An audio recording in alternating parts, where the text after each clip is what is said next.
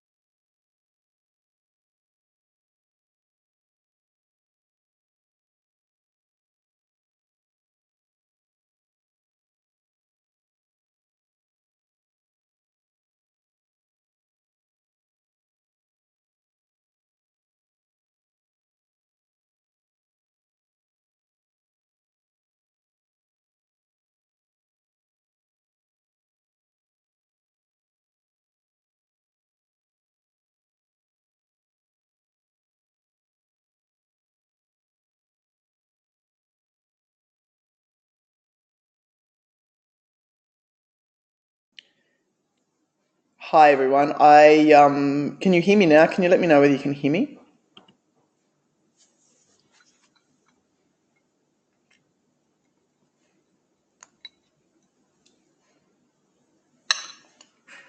Fantastic. Bridget, very good. Fantastic. Okay, I might go back to the beginning. So today's webinar is about data and polling, the how, the where, and the why about these cool communications tools. I think quite often people talk about having data to back up what you're saying or what your releases, etc., or using polling, in fact, to create a story, where there may not be one.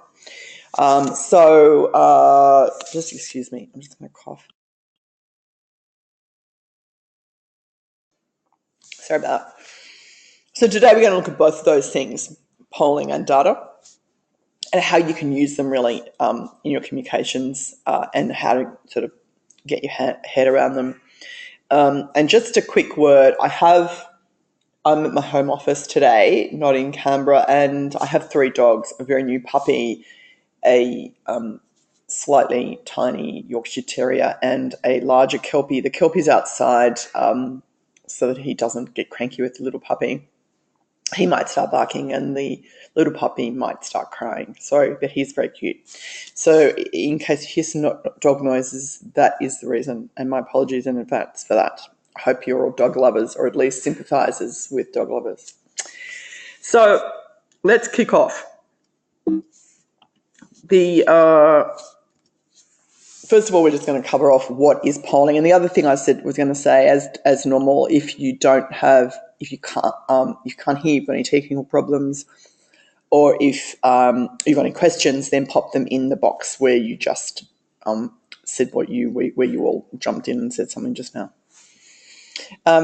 So what's polling? Polling is research that drives, media coverage, or it describes people's views about something. Unlike traditional market research, it's really, I suppose, intended to be released publicly usually, although political parties do poll in the background, as we all know, and to tell a newsworthy story. 50 Acres, for example, does a fortnightly poll now with YouGov, which is a international polling firm that does online polling. And we do a political poll, but as well as that, we sort of take a barometer on certain issues. For example, this fortnight, we just asked, we released it yesterday, and we asked people what they thought of the burqa and the hijab and all those things. We asked people about what they think about same-sex marriage, those sorts of issues. So, social issues, but we also ask about voting intention. We'd started that because there was a bit of a gap in the market. There aren't that many polling companies in Australia. There aren't very many political polls. We thought we'd just get in there, and I was speaking with YouGov, and it was just a good opportunity for us to get a bit of skin in the game, get into it, and it's also interesting and a bit of fun as well.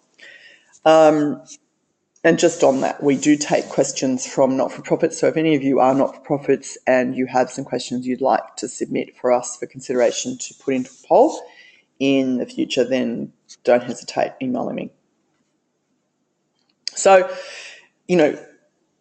polling is intended to be released publicly and to tell a story. It's obviously got to be credible to survive intense scrutiny, and creative or interesting enough to drive interest. So not just factual. You can have something really factual, but it might be really boring, like, what colour do people want, poles painted? I mean, that's pretty boring. Versus, what do people think about same-sex marriage, which is slightly more controversial and more topical. So obviously you've got to think about how creatively you can perhaps posit a question which allows you to drive some interest and drive some coverage. So who uses polling? Well, polling can be used by charitable or non-profit organisations looking to gather public opinion and maximise coverage around issues that matter to their cause. So, you've seen it before. You've seen people who release not just necessarily detailed research. We'll get onto that in a minute. But polling is more of a sort of topical here and now. This is what people are thinking about this now or this week or this month or whatever, more currency in it. It's also used by PR agencies such as us to seeking findings to generate media interest, for their clients. Generally speaking, whether it's national, regional, global, or trade press coverage. It's one of the reasons why we entered the polling space. It's a brand thing for us as well, and so partnering with a very credible global polling company was a good partnership decision for us. Advertising communications agencies use it, who need to track awareness of advertising campaigns. Marketing and customer insight teams look to understand trends in their industry and the attitudes and behaviours of customers and potential clients, potential prospects. Strategists who need reliable data to make better informed business decisions. Obviously, that's a really important one. And branding teams who are really interested to understand the reaction to something they're doing in terms of a refresh and rebrand and new name of whatever it is amongst the target audience, because there's often a lot of money in these sorts of rebranding or new renaming exercises with large companies. And so research, this sort of moves to sort of market research, but it's, often you'll find the same organisations who do market research also do polling. And it's whilst there are similarities, they can be seen as quite distinct, but often the same companies will do a similar thing. For example, if you are trying to get something that you can perhaps publish, say one of the big brands change their name, but they want to prove that name change has really worked. has driven sales, driven interest, driven engagement, whatever it is. They can choose to use the data and release it publicly in a sort of more sellable way. And that's where it becomes almost polling that you use for an ulterior motive. So that's a little bit about, who uses polling. There's several, in terms of polling methods or methodologies, obviously there's lots of methodologies that can be used to gain insight from audiences. Online polls, such as the ones that YouGov do, most people these days are actually doing a lot of online polling. What people are finding, and I don't know how you find them, but, when we used to have landlines, I don't have a landline. I don't know about anyone else, but where Bridget, can you see any slides now, just out of interest? Maybe you're not looking at the right thing. You should be able to see slides. Can everyone else see slides? I'm hoping that you can.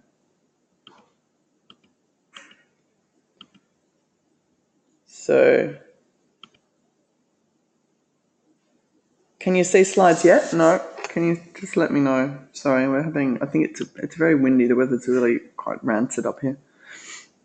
Can anyone see anything as yet?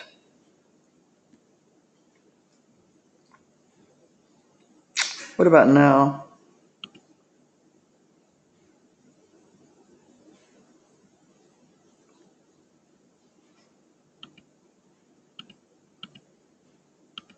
I'll just see. Great. Seems to have come through. Let me just go back and show you the slides that we've just gone through. We haven't gone through many. So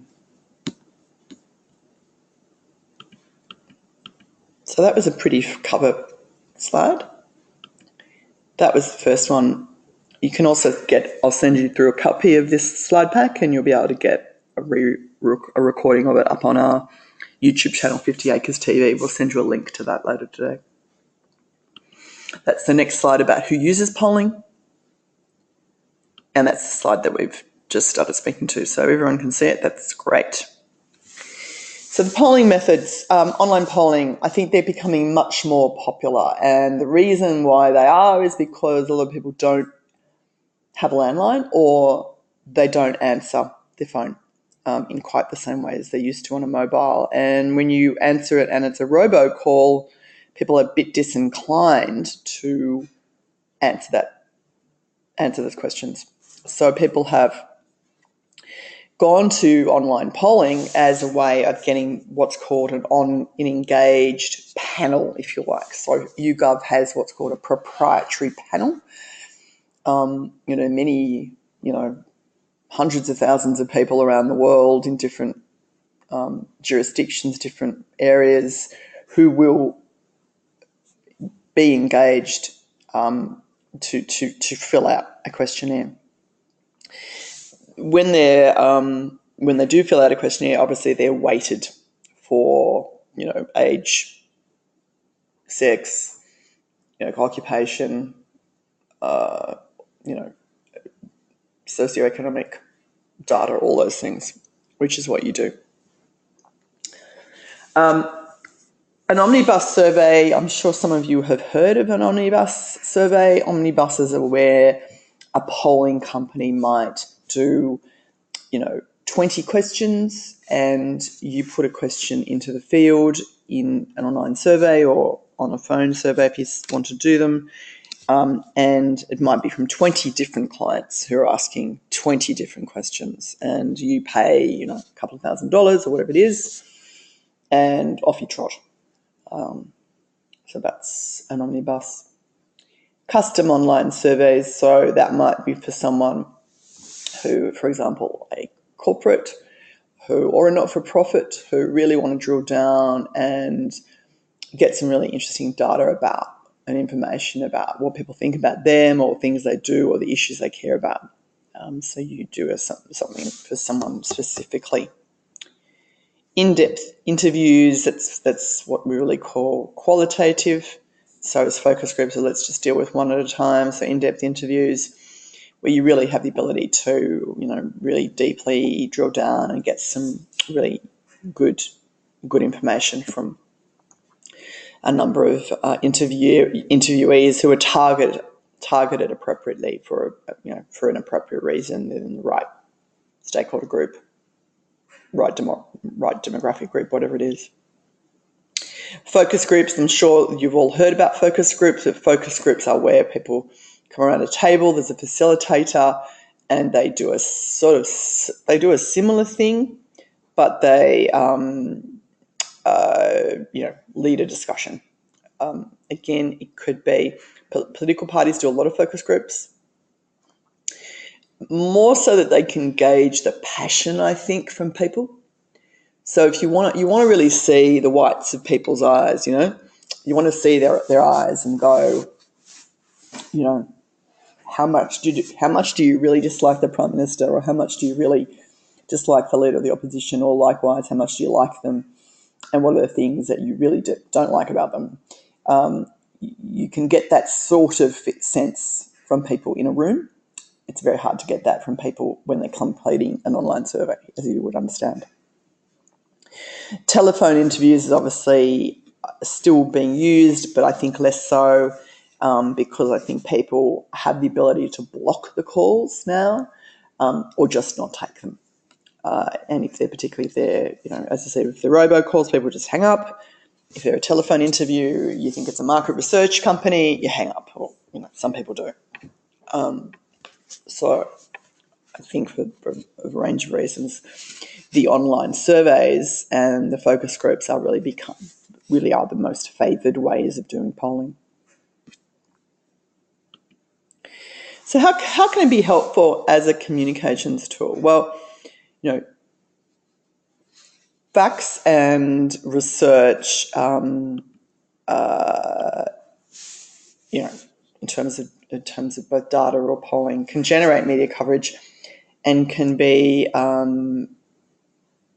sorry, I didn't mean to say sued. They can be used to drip feed stories. They will strengthen your story if you've got something that you're trying to say. Obviously, information, data, polling results strengthen that story, give you evidence to provide that angle or provide that assertion. They can influence stakeholders and shift public opinion, as we all know. You can obtain support from the government and influence government policy. So often, say someone is doing, organisations doing, large piece of work. Same-sex marriage is probably not a good one to use because people are polling that a lot. But just say that, that was an issue, and we know that the government was in sort of two minds about it, split down the middle. If you can go to government with a large piece of research, then often that might sway them to go, right, we've got a problem here. Euston, we need to do something about it. Generate new product development, assist with campaign planning and evaluation, gauge instant public opinion on breaking news stories, or it can assist with ad tracking and concept testing. So these are all of the ways that it can be used as a really good communications tool. This is a really good a good example of a way that YouGov research got some coverage. YouGov did this research about how many people were talking about mental health, and they released this, and it got a bunch of coverage, which was really useful. There's ways that you can display this information interactively yourself, but also getting coverage for what you do and what you're saying, by backing that up about, people are talking about mental health because the royals were jumping on it. So it has this sort of lovely sort of, completing the circle at that point in time. So, that particular data suggested that 8 out of 10 or 82% of people talked about their mental health in Britain. I'm using this British example because it's a British company and that's where they do a lot of their work. And they thought that the conversations are useful, but the challenges still remain. It also stated that men are less likely than women to discuss it. The information, was used or could be used and was used at the time to show that mental health awareness campaigns could be effective, used effectively to destigmatise mental health issues. More support for men also is needed. The research suggested in some of those things were picked up by organisations in the UK. Mental health organisations also could use, and I think they did use, the research to influence government policy and obtain additional funding and donations for these areas of work that seemed lacking at the time.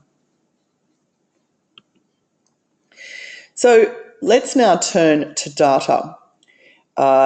Any questions on the polling before we move on to the data? If you've got any, let me know. So organisations can use research data to create communications and marketing plans, test strategies, pinpoint best prospects for grassroots or direct contact advocacy campaigns, identify and reach niche populations, make better operational decisions during moments of change and regulatory impact, refine creative and messages, obviously off the back of that data. So, where can I find relevant data that's already existing so that you don't have to reinvent the wheel?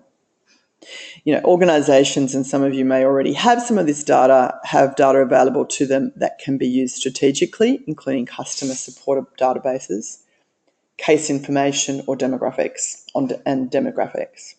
It's just a matter of putting heads together, having a think about it and thinking, what do you actually have that you could repurpose?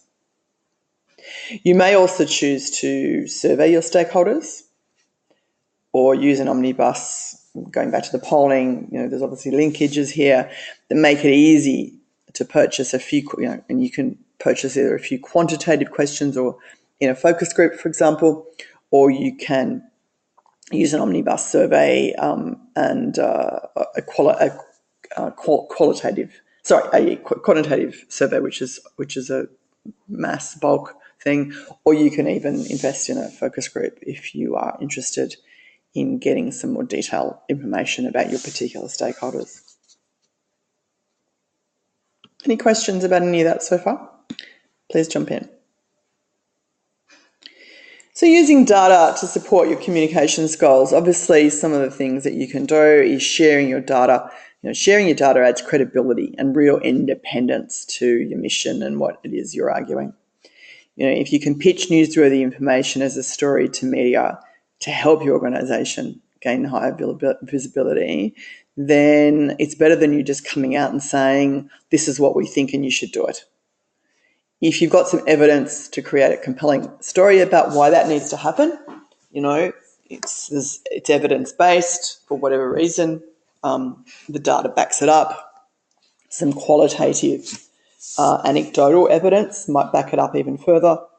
So you can see how you can begin to create this, lovely sort of compilation of information combined with your passion about your argument and what you're trying to argue for versus or supplemented by the qualitative and quantitative information that you've got and the data that you've got available to you. So you've got a range of options. It can also start a conversation with relevant stakeholders to influence government policy or to gain support. And I know we keep going back to that, but obviously as advocacy organisations or even as corporates, whoever it is that you may be working with, engagement with relevant stakeholders, whether that be government or others, corporate, clients, whoever that is, you can use this information, this data and this research, polling, to start and keep those conversations and those discussions going. And I think that's really, really important. Now, we're just coming to an end. This is quite a quick one today, but that is the end of the webinar today. It's just a quick one. We just sort of recapped really data and polling. Does anyone have any questions before we wrap up? Otherwise, I will tell you about next month's webinar. Does anyone online have any questions? If you don't, I will tell you about next month. The next one is on 10 a.m. Wednesday, October the 18th, and the topic is Gird Your Loins. We're heading into election time. Again, what's happening and how to be federal election fit already. So that's what the next topic is, and I think it's timely because there's a lot of talk about the, citizenship decisions going belly up for the government, and there's a possibility that election may be around the corner. So I thought it was a timely one to do. So thank you very much for joining us today, and I'm glad we got all the audio and the visual working at the end. And as I said, we'll send you through a connection to the YouTube video, and we'll send you through the slides as well. Thanks so much and have a great day, everyone.